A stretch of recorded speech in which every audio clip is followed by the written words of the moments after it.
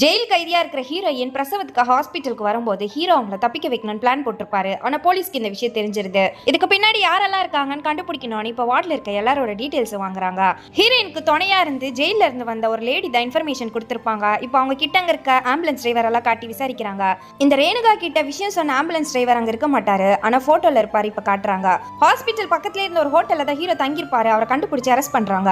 இப்போ இவருக்கு ஹெல்ப் பண்ணிட்டு இருந்த டாக்டர் கிட்ட ஹீரோவை தெரியுமான்னு கேட்டதுக்கு முதல்ல தெரியலன்னு சொல்லியிருப்பாங்க. உன்னை அரெஸ்ட் பண்ணி ஜெயில போட்டனா உன்னோட வாழ்க்கையும் போயிடும் வேலையும் போயிடும் சொல்லி மிரட்டினதால இப்ப ஹீரோ போட்ட மொத்த பிளானையும் சொல்லிடுறாங்க. ஒய்ஃப்க்கு பிரசவம் பார்க்க வந்த ஒருத்தர் காசுக்காக ஹீரோக்கு இந்த பிளானுக்கு ஹெல்ப் பண்றேன்னு சொல்லியிருப்பாரு. இப்ப அவரை கண்டுபிடிச்சிடுறாங்க.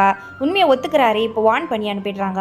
லேடி போலீஸை இப்ப ஹீரோவை அரெஸ்ட் பண்ண வேணாம், இந்த பிரச்சனை இதோட முடிச்சுக்கலாம்னு சொல்லி விலங்க கைட்டி விட்டுடுறாங்க. ஹீரோ கிட்ட நீ ஒரு ஜோக்கர், மனசுல ஹீரோன்னு நினைச்சு இந்த மாதிரி வேலை எல்லாம் பண்ணிட்டு இருக்காதா, உன் ஒய்ஃபை உன்னால பார்க்க முடியாது, இதுக்கப்புறம் ஹாஸ்பிட்டல் பக்கமே வரக்கூடாதுன்னு சொல்லிடுறாங்க. இப்ப ஹீரோ அங்க வந்து கிளம்பிடுறாரு. இன்ஸ்பெக்டர் எதுக்காக ஹீரோவை விட்டீங்க, ஜெயில போட்டுருக்கலாம்னு சொல்றாங்க. அவனை நம்மளே பெரிய ஆளாக்க வேணாம், இதோட விட்டுடலாம், இதுக்கப்புறம் உங்க பேச்சுக்கு வந்தானா அவன் கையை காலை உடச்சிருங்கன்னு சொல்றாங்க. லேடி போலீஸோ பெரிய ஆஃபீஸர் கிட்ட இன்ஃபார்ம் பண்ணிட்டு வந்து கிளம்பலாம்னு நினைக்கிறாங்க. ஆனா ஹீரோ ஹாஸ்பிட்டல்ல இருந்து போகாம அங்கேயே தான் இருக்காரு. நான் என்ன ஆனாலும் சரியா ஒய்ஃப் இங்க வந்து கூட்டிட்டு தான் போவேன் இப்ப இவங்க கிட்டே சவால் விடுறாரு. இதனால கோவப்படுற போலீஸோ இப்ப ஹீரோவை அங்கேயே பயங்கரமா அடிக்கிறாங்க.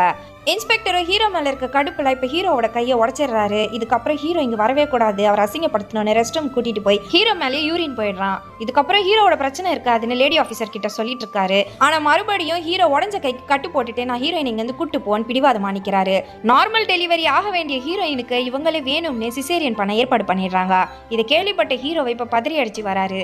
போலீஸோ நாங்க கிளாசிக் சிசேரியன் பண்ண சொல்லியிருக்கேன், அவங்க எழுந்து நடக்கவே 1 மாசம் ஆகும், நீ எப்படி உன் ஒய்ஃபை இங்க இருந்து கூட்டு போறேன்னு நான் பாக்குறேன்னு சொல்லிடுறாங்க. இதை கேட்ட ஹீரோக்கு கஷ்டமா இருக்கு. ஹீரோயினுக்கு குழந்தை பிறந்துச்சுன்னு டாக்டர் தூக்கிட்டு வராங்க. ஆனா ஹீரோயினோட அப்பாக்கும் சரி ஹீரோக்கும் சரி குழந்தைய காட்ட மாட்டாங்க.